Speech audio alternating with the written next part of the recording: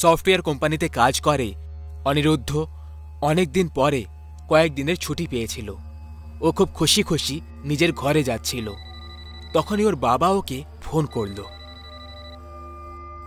হ্যাঁ বাবা, হ্যাঁ চিন্তা করো না, আমি তাড়াতাড়ি পৌঁছে যাব।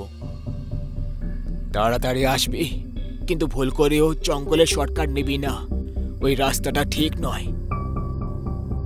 ঠিক আছে বাবা, এবার রাখছি। গাড়ি চালাতে চালাতে কথা বলাটা ঠিক না। ওকে, লাভ ইউ বাবা। অনিরুদ্ধ ফোন রেখে দিল। ওর চেহারায় ঘরে যাওয়ার খুশি পরিষ্কার দেখা যাচ্ছিল। কিছুক্ষণ পরে অনিরুদ্ধ ওই জঙ্গলটা ক্রস করল, যার জন্য ওর বাবা বলেছিল যে শর্টকাট নিবি না।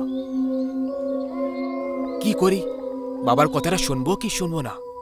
কিন্তু যদি আমি শর্টকাটটা নিয়েও নেই, তাহলে বাবাকে বলবে কে? আমি ছাড়া তো আমার সঙ্গে আর কেউই নেই।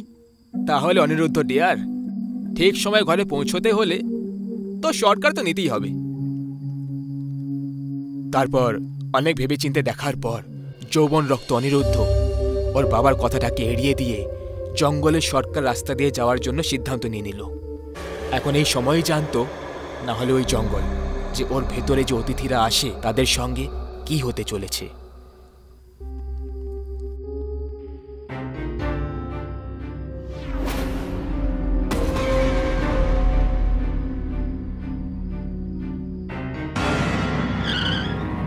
ও গড,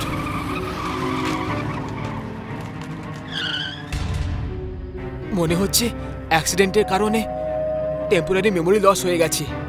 কিছু বুঝতে পারছি না আমি কোন দিকে এসেছিলাম, এদিক দিয়ে নাকি ওদিক দিয়ে। অ্যাক্সিডেন্টে লাগা চোটের ব্যথাটা সহ্য করে অনিরুদ্ধ জঙ্গলের বাইরে যাওয়ার রাস্তা চলতে লাগলো। কিন্তু কিছুক্ষণ পরেই ওই রাস্তা দিয়েই আবার অ্যাক্সিডেন্টের জায়গাতে পৌঁছে গেল, যেখান থেকেও এসেছিল। এটা দেখে অনিরুদ্ধ খুব ভয়ঙ্করভাবে ভয় পেয়ে গেল। এটা কি করে হতে পারে? আমি ওই দিকে এগিয়ে গেছিলাম, তাহলে এখান দিয়ে কি করে ফেরত এলাম? অনিরুদ্ধ অনেক চেষ্টা করলো ওই জঙ্গল থেকে বাইরে বেরোনোর, কিন্তু ও বারবার ওখানে আবার পৌঁছে যাচ্ছিল যেখানে অ্যাক্সিডেন্ট হয়েছিল। কিন্তু তখনই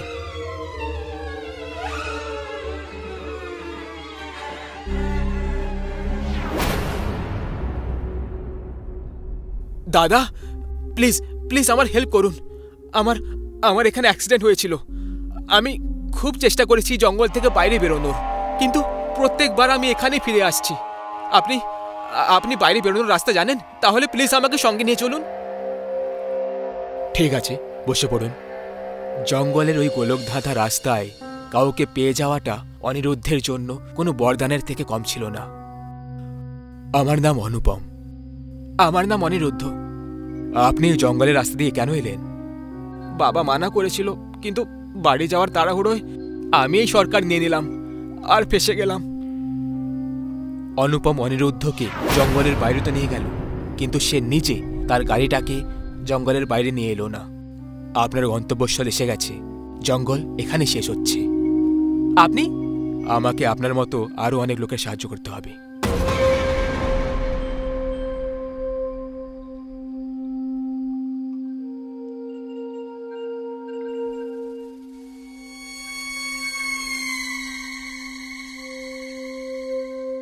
বাবলু দাদা, আপনার ভাই এই জঙ্গলে মরে কি গেল?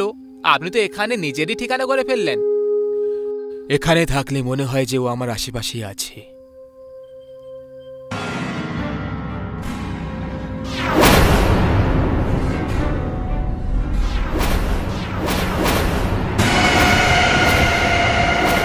একটা মৃত লোক অনিরুদ্ধকে জঙ্গলের বাইরে ছেড়ে এলো।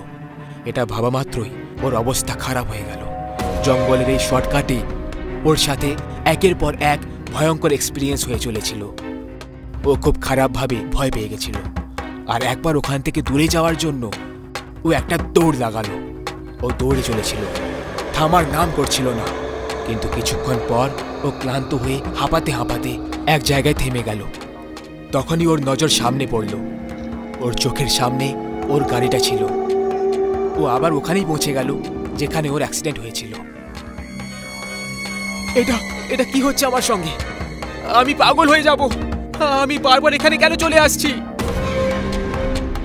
কারণ তুমি আমার মতো মরে গেছো, আর এই ব্যাপারে তুমি জানো না। ওই দেখো,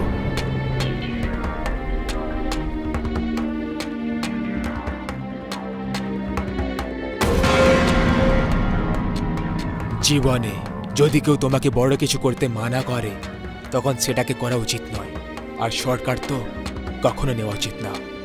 ওই শর্টকাট নিতে গিয়ে অনিরুদ্ধ মরে গেছিল।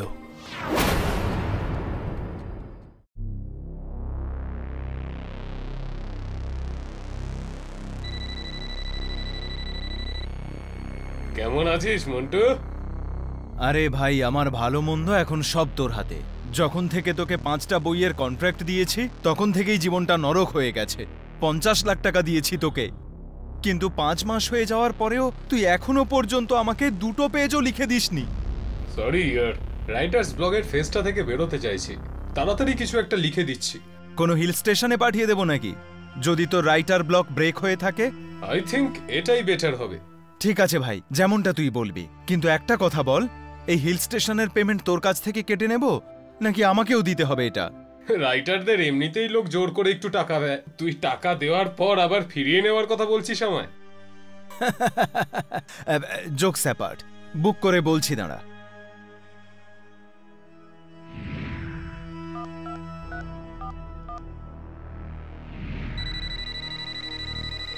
হ্যালো মন্টু বাবু, প্রণাম। হঠাৎ কি মনে করে ফোন করলেন আমায়? আরে জনাব, আপনার কাজের জন্যই তো আপনার কথা মনে পড়বে, তাই না? ঠিকই বলেছেন। কটা বাংলো বুক করবেন আপনি? একটাই চাই শর্মা, কিন্তু এমন একটা জায়গা যেখানে বসে একজন লেখক যেন গুছিয়ে সব গল্প লিখতে পারে। আরে শুধু এইটুকুই চাহিদা মন্টু বাবু, ধরে নিন আপনার কাজ হয়ে গেছে। এমন একটা বাংলো দেখাবো না, দেখে চমকে উঠবেন, তাও সেটা অর্ধেক দামে। তাহলে তো নিশ্চয়ই কোনো না কোনো গন্ডগোল আছে ভাই। আরে স্যার, ওরকম কোনো সমস্যাই নেই, শুধু ওখানে একটা গাছ আছে, ওটার থেকেই একটু দূরে থাকতে হবে। আরে গাছ নিয়ে আমি কি খাবো নাকি? আমি রাইটার চৌধুরীর সাথে কথা বলে ওনাকে ওখানে পাঠিয়ে দিচ্ছি। কাল অথবা পরশুর মধ্যে উনি ওখানে পৌঁছে যাবেন। কিন্তু মনে রাখবেন, উনি কিন্তু খুব নামকরা রাইটার, কোনো ডিস্টার্ব যেন না হয় ওনার। আরে টেনশন নেবেন না মন্টু বাবু, আপনি পাঠিয়ে দিন ওনাকে, আমি দেখে নেব। প্রণাম।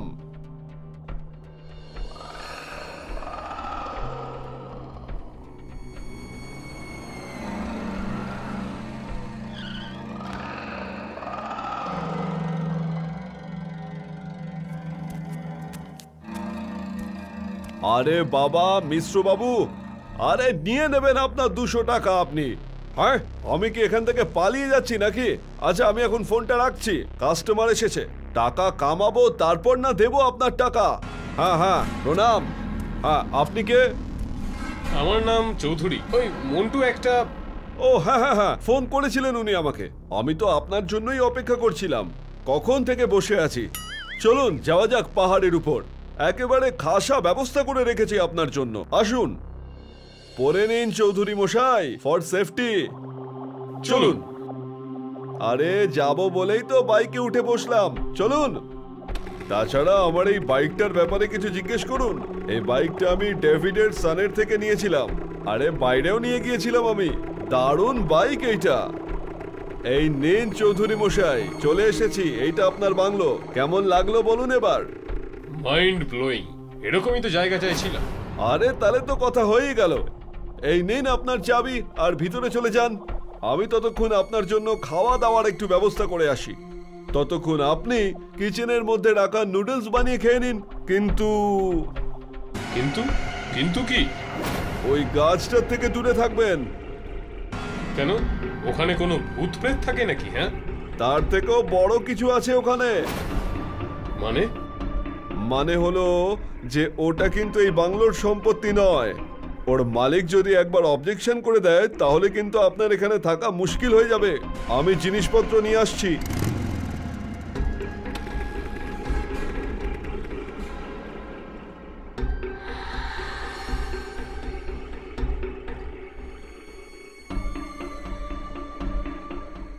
হ্যাঁ Montu, the place is dam beautiful. যদি তুই এখানে থাকতিস রে, স্বর্গ এটা, স্বর্গ। আচ্ছা চল ভাই, আমার মনে হয় ও এসে গেছে।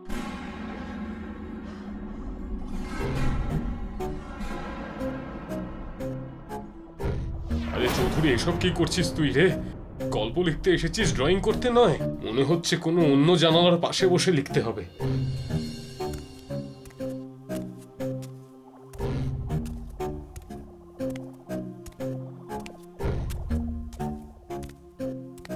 এখানে তো চারদিক দিয়েই গাছটা দেখা যাচ্ছে।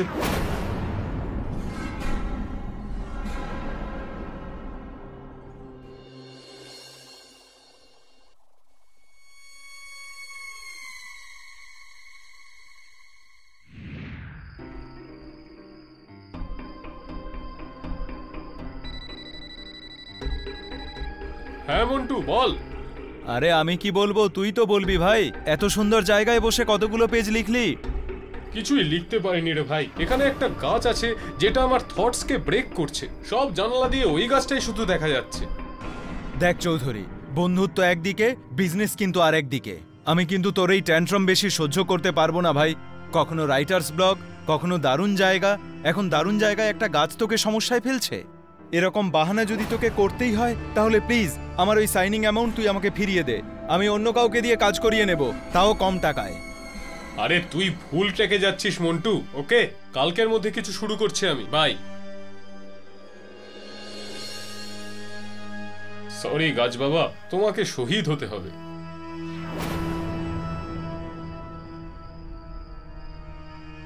এইবার খেলা হবে।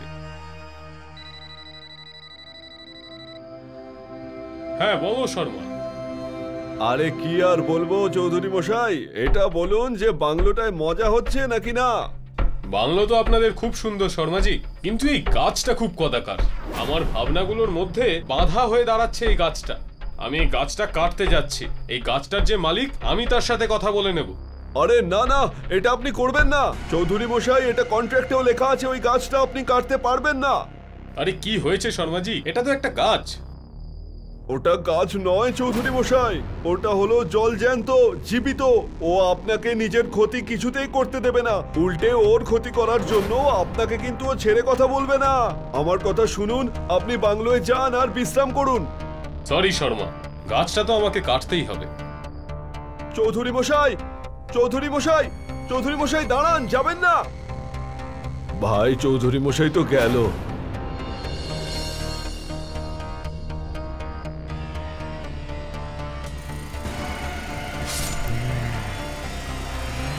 এত রক্ত কেন? তোমরা নিজেদের স্বার্থের জন্য আমাকে কোথাও বাঁচতে দিচ্ছ না। আমি যেখানেই বেড়ে উঠি সেখানেই কাটতে আসো। একটা কথা জিজ্ঞেস করছি, আমি যদি না থাকি তাহলে তোমরা পৃথিবীতে থাকবে কিভাবে?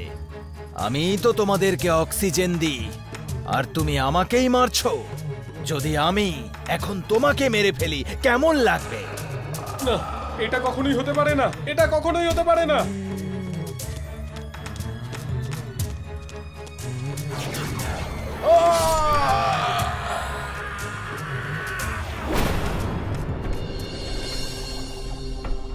তাহলে বলুন কেমন লাগলো এই বাংলো? Mind blowing. আমি এখানেই থাকবে। তাহলে এই নিন চাবি, কিন্তু কিন্তু কি? ওই গাছটার থেকে দূরে থাকবেন। আরে এমনটা কেন বলছো তুমি? কারণ ওই গাছটা জীবিত।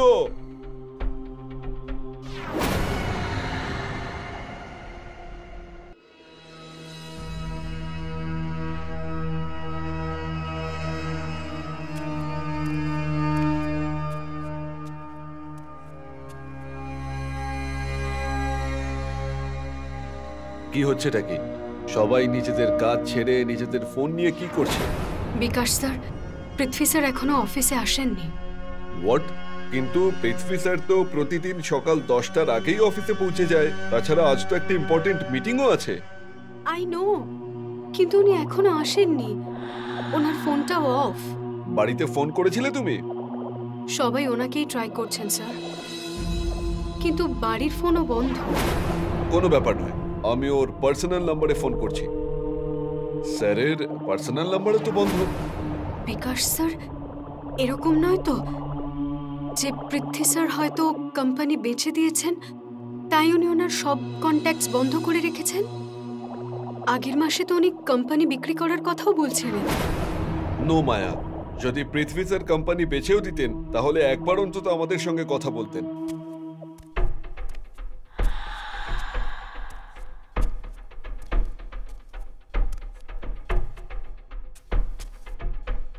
উনি ঠিকই বলছেন মিস্টার। কি নাম আপনার? মায়া। আর আপনার? বিকাশ। মিস্টার বিকাশ, মিস মায়া ঠিকই বলেছেন।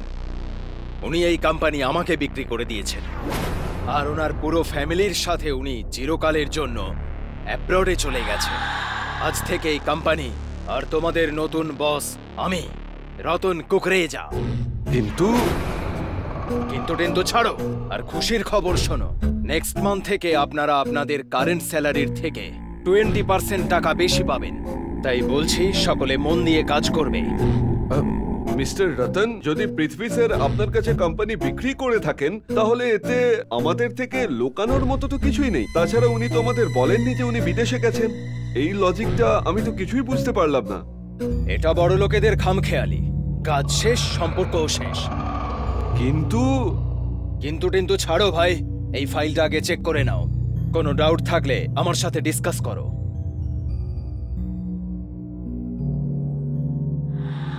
সবাই অর্ডারে আছো? হ্যাঁ। গুড।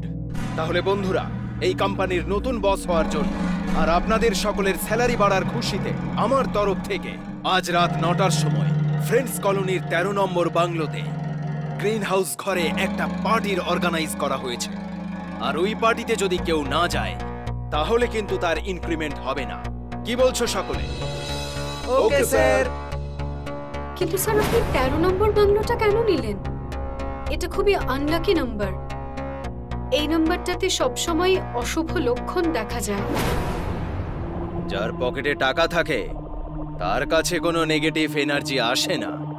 যেভাবে ধনীরা বুদ্ধি খাটিয়ে চুপচাপ টাকা ইনকাম করে নিয়ে চলে যায়, সেভাবে এই অন্ধবিশ্বাস গরিবদের মনের মধ্যে বাসা করে। তোমরা গরিব হয়েও না, ধনীদের মতো ভাবো। কিন্তু তুমি ট্র্যাজেডি কিং এর মতো কেন ভাবছো ভাই? কিছু না স্যার। এক সেকেন্ড স্যার, ভাইয়ের ফোন স্যার। শেয়ার। হ্যালো দাদা। আচ্ছা শোন, আজ আমাদের এমএলএ এর ঘরে একটা মিটিং আছে, তাই দুপুরে আমি পিউকে স্কুল থেকে বাড়িতে আনতে পারবো না। তাহলে তুই কি? নো প্রবলেম দাদা, আমি ছেড়ে দিয়ে আসবো। দাদা, আমার তোমার সঙ্গে একটা কথা ছিল। হ্যাঁ বল না। দাদা, আমাদের বস পৃথ্বী স্যার আজকে অফিস আসেননি। ওনার সবকটা মোবাইল বন্ধ, আর এমনটা আজ পর্যন্ত কোনোদিন হয়নি। তার উপর ওনার জায়গায় কোনো রতন কুকরেজা অফিসে এসেছেন, যে বলছে নাকি আজ থেকে এই কোম্পানির মালিক উনি। উনি যে ফাইলগুলো আমাকে দেখালেন সেই হিসেবে পৃথ্বী স্যার এই কোম্পানিটা ওনাকে বেচে দিয়েছেন, আর উনি গোটা পরিবারকে নিয়ে বিদেশে শিফট হয়ে গেছেন। দাদা, আমার কিছু গন্ডগোল মনে হচ্ছে। যখন পেপার সব ঠিক আছে তাহলে তুই এত ঘাবড়ে যাচ্ছিস কেন? এনিওয়েজ, তুই আমাকে ওই নতুন মালিকের ডিটেলস আর ফটোস গুলো পাঠিয়ে দে। আমি দেখছি আমি কি করতে পারি। ঠিক আছে দাদা। আর হ্যাঁ, এই ফটো এখান থেকে সরিয়ে এর জায়গায় অন্য কোনো ছবি লাগাও। আই থিংক এখানে আমাদের গ্রুপ ফটো হওয়া উচিত। তোমরা সকলে কি বলো? Good idea sir. আমার আইডিয়া সাপোর্ট করার জন্য থ্যাংক ইউ। চলো তাহলে একটা বড় গ্রুপ ফটো নেওয়া যাক।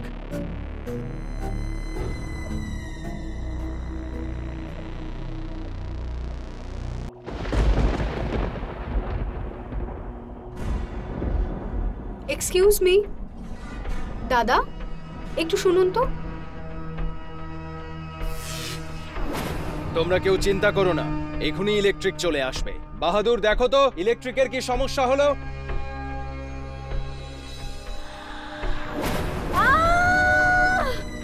ভূত! ভূত! ভূত!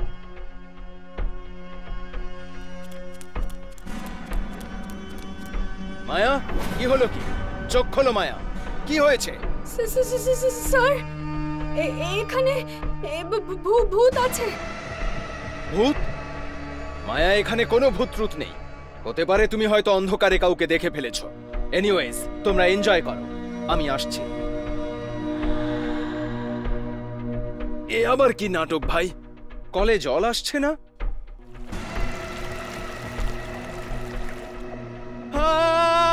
রক্ত, রক্ত!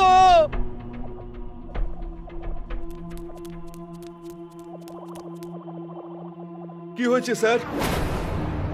দেখো, কল থেকে রক্ত, রক্ত বেরোচ্ছে। স্যার, নলটা তো বন্ধ রয়েছে। বন্ধ?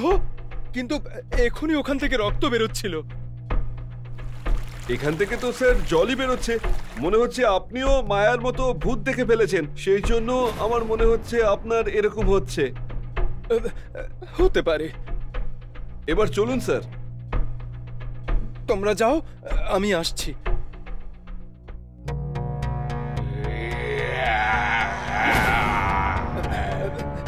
কে কে?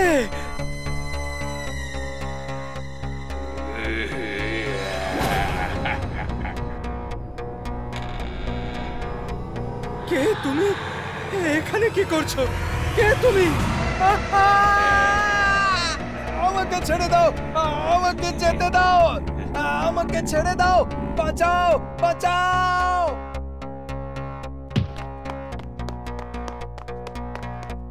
কি হলো স্যার? ভূত, ভূত, বাথরুমের ভেতর ভূত। কিন্তু স্যার, যখন আমরা সবাই গেলাম তখন তো ওখানে কেউই ছিল না, কি মায়া? হ্যাঁ, ও টয়লেটে ছিল, আমি নিজের চোখে দেখেছি ওকে। ও আমার গলা টিপে রেখেছিল, আমার কথা বিশ্বাস করো। কেউ না স্যার, আমি আপনার জন্য জল নিয়ে আসছি স্যার।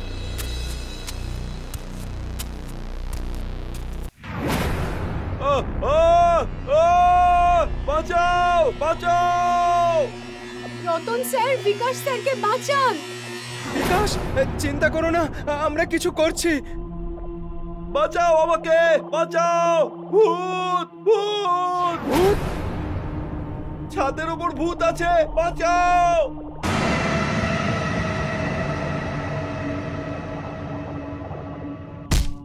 রতন স্যার, আমি বলেছিলাম তো আপনাকে যে এখানে ভূত আছে। এইবার বিশ্বাস করলেন আপনি? 13 নম্বরে সব সময় এরকমই ঘটে থাকে। আমি অনেক সিনেমাতেও দেখেছি স্যার, কিন্তু কেউ শোনেই না।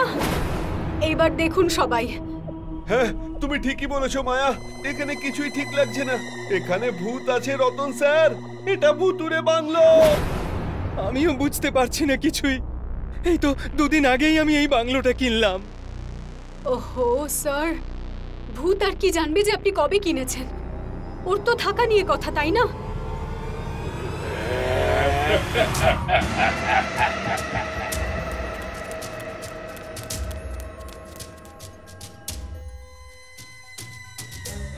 তুই আমাকে আর আমার পরিবারের সবাইকে কেন মেরেছিস? কেন মেরেছিস?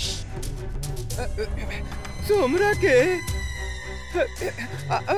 আমি আমি কোথায় ভূত মেরেছি?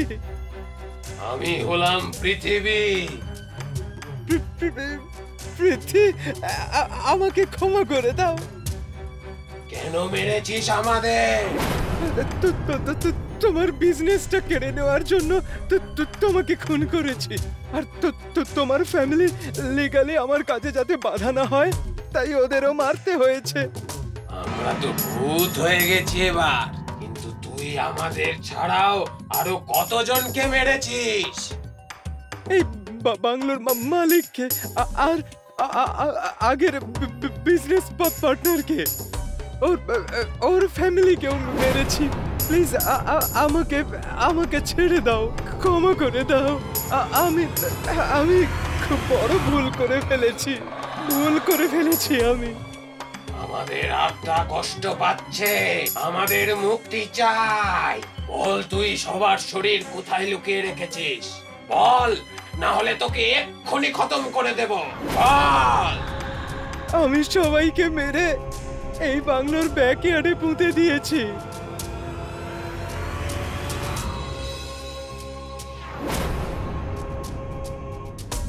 পান্ডে, যাও পেছনে কোর্টিয়ারটা খুঁড়ে দেখো। তোমরা কে? চমকে গেলে? এই তিতাস হলো আমার ছোট ভাই, আর ওই তোমার ব্যাপারে আমাকে জানিয়েছিল ফোন করে। আর আমি তোর ছবি দেখেই তোকে চিনতে পেরেছিলাম রতন কুকরেজা, যে তুই হচ্ছিস সেই শয়তান যে মানুষজনকে চালাকি করে পার্টনার বানিয়ে তাদের মেরে তাদের বিজনেস আত্মসাৎ করে নেয়। তোকে ধরার জন্যই আমরা এই ভুতুড়ে নাটকটা করেছিলাম। তিতাসকে উল্টো করেও ঝুলিয়েছি। তুই সমস্ত প্রমাণ দিয়ে দিয়েছিস। এবার তুই তোর কুকর্মের ফল ভোগ করবি। তোর ফাঁসি হবে, ফাঁসি।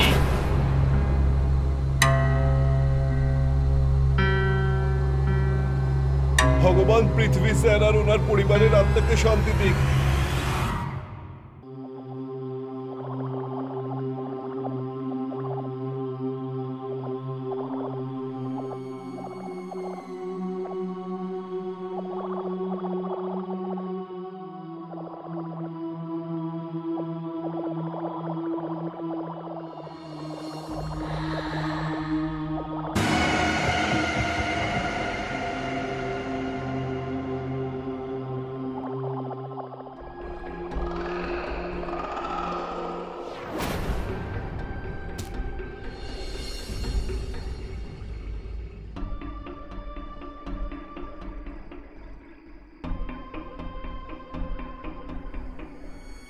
আজকাল আমি অনেকক্ষণ ধরে ঘুমোচ্ছি। এরকম চলতে থাকলে তো আমার আলুর ক্ষেত নষ্ট হয়ে যাবে। তাড়াতাড়ি গিয়ে জল দিয়ে আসি।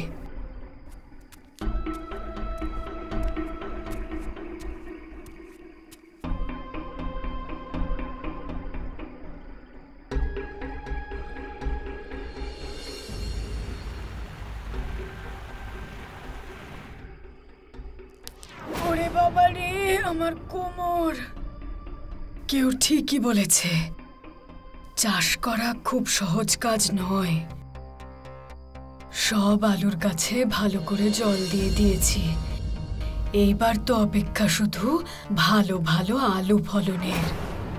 তারপর আমি সবাইকে এই আলু খাইয়ে নিজের বশে করে ওদের মাধ্যমে পৃথিবীর সবথেকে সুন্দরী স্ত্রী হয়ে উঠব।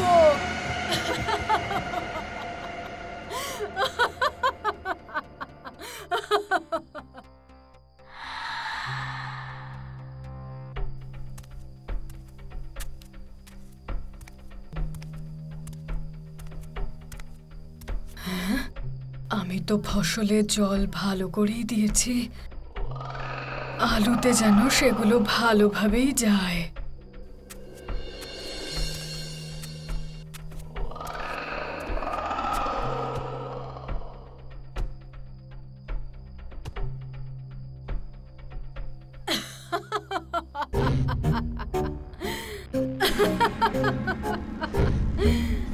আরে বাহ, আলুগুলো তো দারুণ ফলেছে, একদম সোনার মতো চকচক করছে।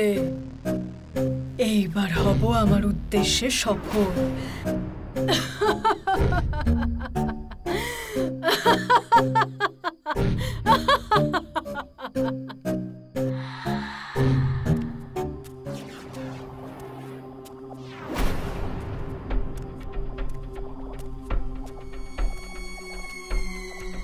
আলু নেবে?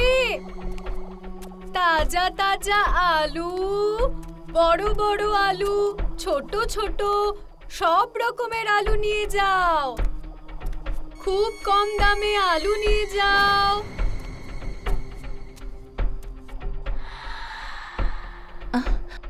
এত রাতে আবার কে আলু বিক্রি করছে? আলু নিয়ে যাও, আলু। জঙ্গলে পাবে পুরনো ভাল্লুক, আর আমার কাছে পাবে তাজা আলু। আরে দিদি, তুমি এত রাতে আলু বিক্রি করছো?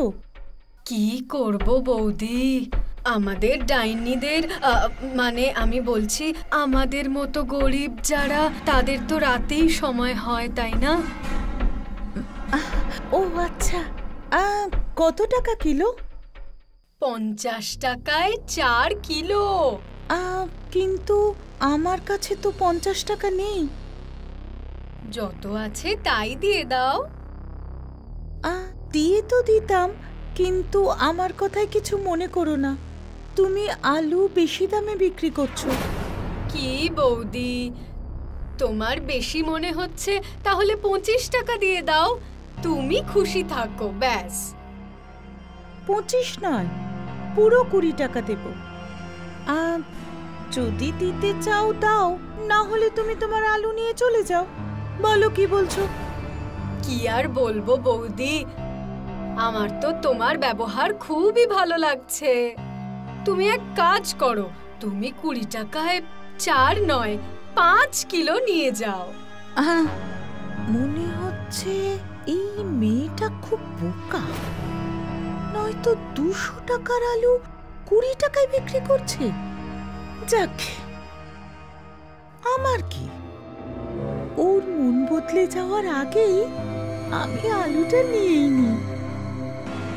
কি ভাবছোটা কি বৌদি, ওজন করে দিয়ে দি? হ্যাঁ হ্যাঁ, ওজন করো ওজন করো। এই নাও বৌদি, আলু নিয়ে যাও। আর এই নাও তোমার টাকা।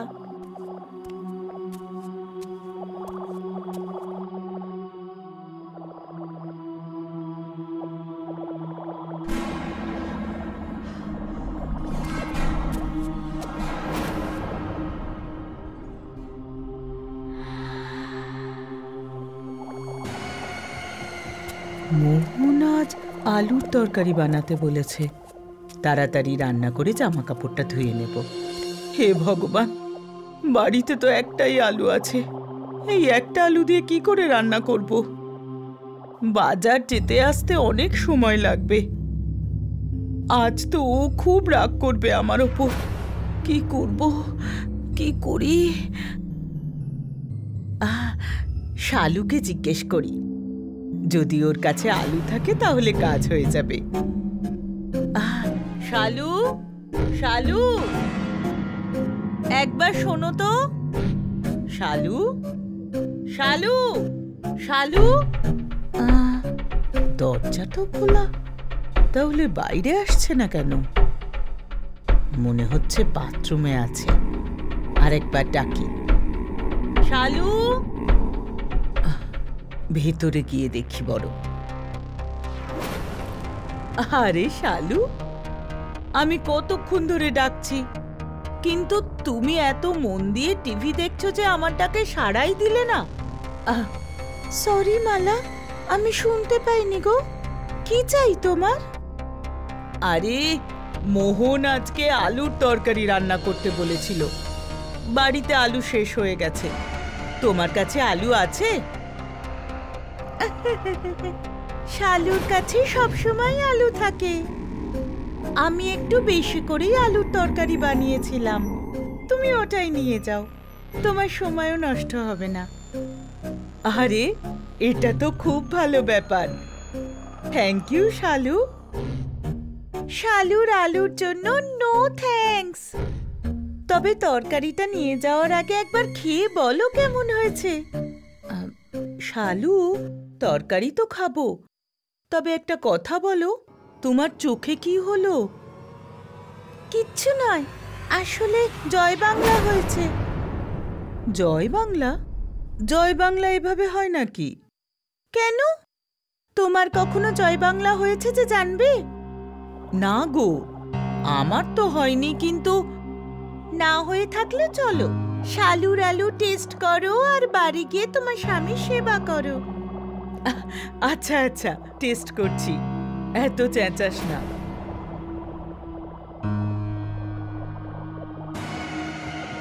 শালুর আলু ডাইনির ভালো সব এক, আমরা সবাই এক। মালা, খুব জোরে খিদে পেয়েছে, তাড়াতাড়ি একটু কিছু খেতে দাও আমাকে। আমি তো তোমাকে একটু আগেই রান্না করতে বললাম, রান্না করেছো? তোমার জন্য তো আমি চাঁদ তারা নিয়ে আসবো মোহন। আলুর তরকারি রান্না করা এমন কি ব্যাপার? এই নাও, এই নাও আলুর তরকারি। আরে আরে, রুটিও তো নিয়ে এসো, না হলে শুধু শুধু এটা কিভাবে খাবো? আজ তোমার প্রতিবেশী শালু এমন আলুর তরকারি বানিয়েছে যে 1 চামচ খেলে আর কিচ্ছু খেতে হবে না। ওসব তো ঠিক আছে, কিন্তু তোমার এই চোখে কি হয়েছে? আমার চোখে জয় বাংলা হয়েছে। এরপর তুমি বলবে জয় বাংলা তো এরকম হয় না। তখন আমি জিজ্ঞেস করব যে তোমার জয় বাংলা হয়েছে, তুমি তখন আমায় উত্তর দেবে যে হয়নি। তখন আমি তোমায় বলবো যে তোমার যখন জয় বাংলা হয়নি তাহলে তুমি কি করে জানবে যে জয় বাংলা কেমন হয়? তাহলে কেন এত কথা বলছো? আগে তরকারিটা খাও। আরে আরে, তোমার কি হয়েছে?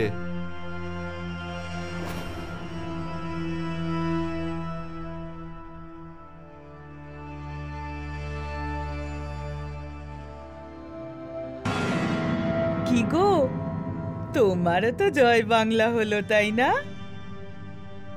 তাহলে বলো, শালু ডালু ডাইনির ভালু সবাই এক, আমরা সবাই এক।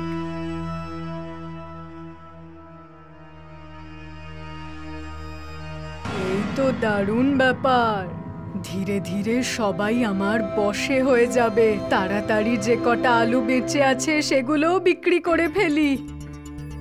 আলু নিয়ে নাও, আলু ফ্রিতে আলু নিয়ে নাও।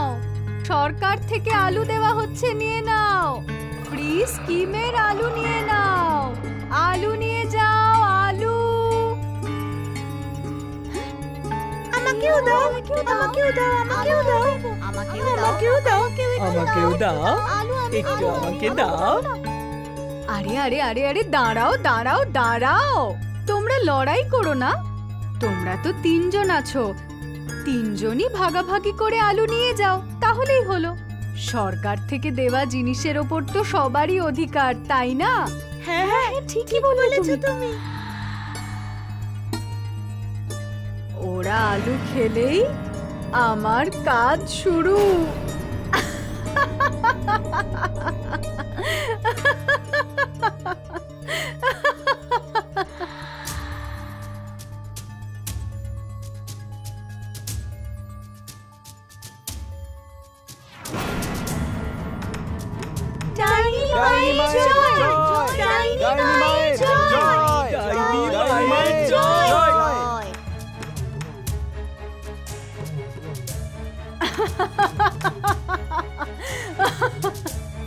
আমার আলু কাজে দিয়েছে।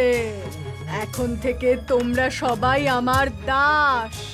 এইবার আমি যা বলবো তোমাদের সেটাই করতে হবে। আমি এই পৃথিবীর সবথেকে সুন্দর রমণী হতে চাই।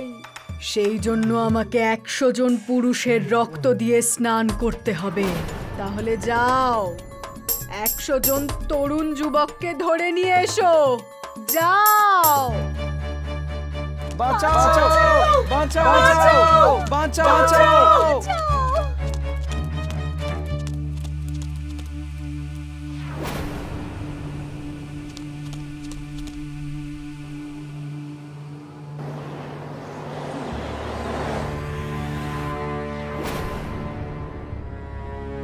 দাঁড়া মূর্খ বাবা, তোর এত বড় সাহস, তুই আমার লোকেদের আটকাচ্ছিস। এর শাস্তি পাবি তুই। শাস্তি পাওয়ার জন্য তৈরি হয়ে যা।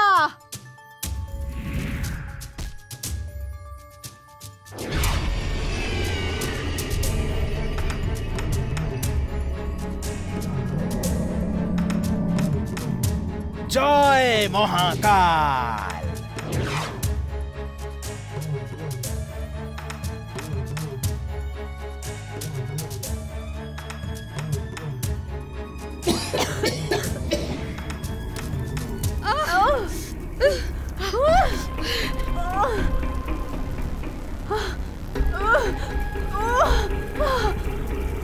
কি করলি তুই বাবা? ওদেরকে আমার সম্মোহন থেকে বাইরে বের করে তুই আমার উদ্দেশ্য ব্যর্থ করলি। আর আমার আমার আমার শরীর পুড়ছে কেন? থামা এটাকে, থামা বলছি, থামা, বন্ধ কর। যতক্ষণ মহাকাল এই সাধু বাবার সাথে আছে, কোনো ডাইনি পেতনি ভূত প্রেত কেউ আমার কিচ্ছু করতে পারবে না। জয় মহাকাল। জয়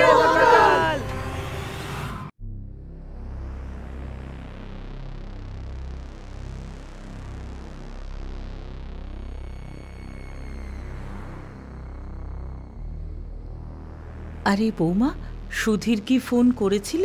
দুদিন পরে দোল। ও অফিস থেকে ছুটি পেয়েছে? এখনো তো পাইনি মা, কিন্তু ও বসের সাথে কথা বলেছে।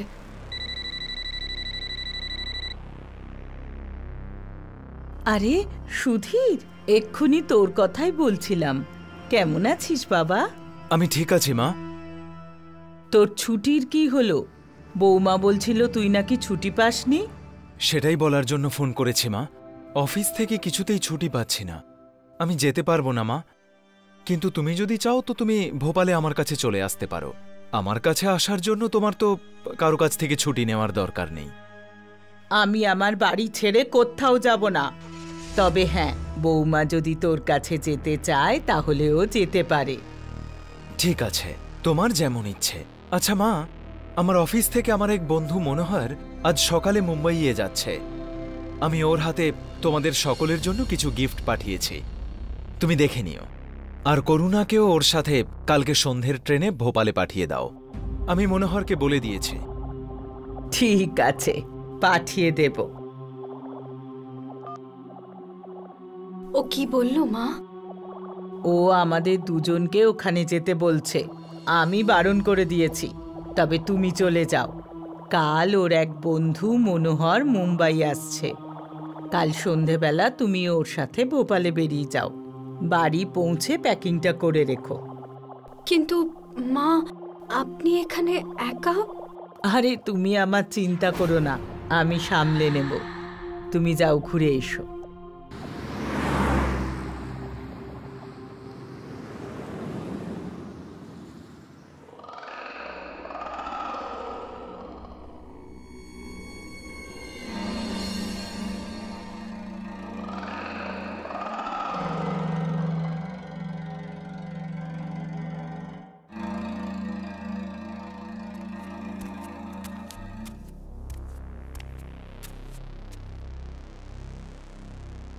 মা, মা,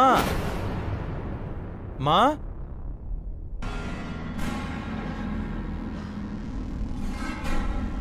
আরে সুধীর, তুই তো আসবি না বলেছিলি, তাহলে হঠাৎ করে চলে এলি? আসলে মা, লাস্ট মোমেন্টে বস ছুটি দিয়েছে, তাই চলে এলাম। করুণা কোথায় মা? করুণা, করুণা! মজা করছিস কেন? করুণা তো তোর সাথেই থাকবে। কিছুক্ষণ আগে মনোহর তোর বউকে তোর কাছে নিয়ে গেছে। না মা, ও তো কই আমার সাথে নেই। ভাবলাম মনোহরের আগে আমি পৌঁছে যাব, তাই আর আমি ওকে কল করিনি। এনিওয়েজ, আমি ওকে ফিরে আসার জন্য বলছি। প্রণাম মাসিমা। মনোহর, আরে তুই এখানে কি করছিস? আরে ভাই, আমার বস তাড়াতাড়ি ছুটি দিয়ে দিল আজ, তাইও আমি ফ্লাইটে করে চলে এলাম। আমি তোকেই ফোন করছিলাম তো। করুণা কোথায়? মানে আমি তো ওকেই নিতে এসেছি। মানে তুই করুণাকে নিয়ে যাসনি? না, কি হয়েছে? মা, করুণা তাহলে কার সাথে ভোপাল গেল? সুধীর, কোনো গন্ডগোল আছে, তাড়াতাড়ি দয়াকে ফোন কর। হ্যালো দয়া, সুদীপ বলছি।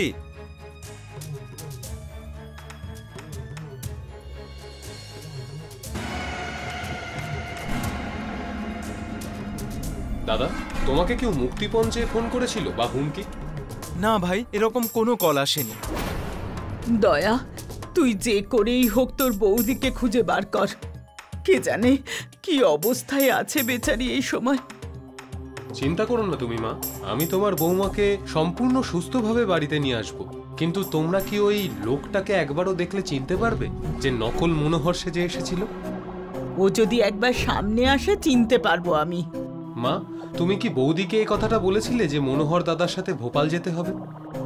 হ্যাঁ বলেছিলাম, তবে যখন তুমি এই কথাটা বৌদিকে বলেছিলে সেই সময় আরও কেউ ওখানে উপস্থিত ছিল নাকি? হ্যাঁ ছিল তো, সোহম ছিল। না মা, সোহন দাদা নয়, তাছাড়া আরো কেউ। দাদা এই কাজ করতেই পারে না। আমাকে বিশ্বাস করার জন্য ধন্যবাদ দয়া। ইটস ওকে দাদা। আরে দয়া, ওকে ছেড়ো না, ভালো করে ওকে জিজ্ঞাসাবাদ করো। আমি আগেও দেখেছি অনেক, যে এরকম সমস্যায় বাড়ির কাজের লোকেদেরই হাত থাকে। মনোহর দা, সোহন দাদা বাড়ির কাজের লোক নয়, বড় ভাইয়ের সমান। এনিওয়েজ মা, নকল মনোহর যে গিফট এনেছিল সেটা দেখাও তো। দাঁড়া, এক্ষুনি আনছি।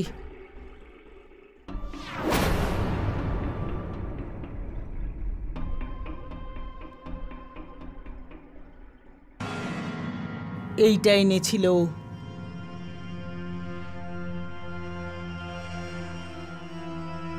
এই শাড়িটা আপনার দোকান থেকেই নেওয়া হয়েছে, তাই এতে যে কুপনের নাম্বারটা আছে তাতে 5,000 টাকার প্রাইজ মানি অ্যানাউন্স করে সমস্ত কাস্টমারের মোবাইলে একটা হোয়াটসঅ্যাপ করে দিন, বুঝলেন? কেউ যদি এই প্রাইজটা নিতে আসে তাহলে আমায় ইশারা করবেন।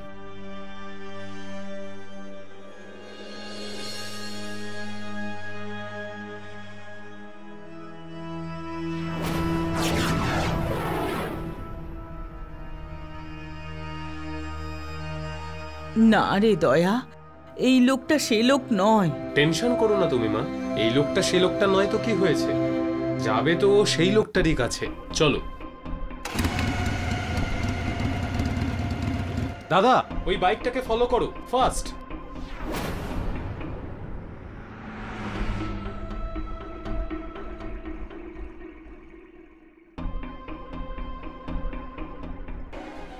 দয়া, এটাই সেই লোকটা যে মনোহরের পরিচয় দিয়ে বৌমাকে নিয়ে গেছে। পেয়ে গেছেন পুরস্কারের টাকা?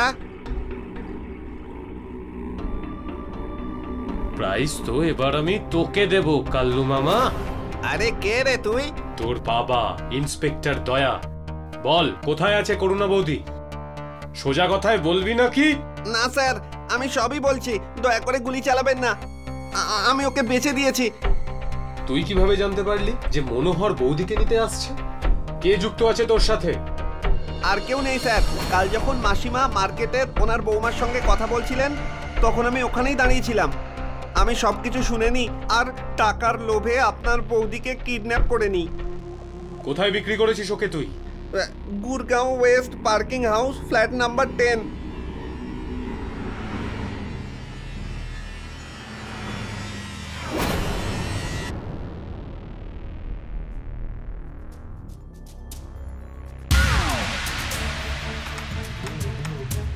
অনেক হয়েছে শেঠজি, আজকের জন্য এইটুকুই যথেষ্ট। তোর বাকি কাপড়গুলো পুলিশ স্টেশনে গিয়ে খুলবো।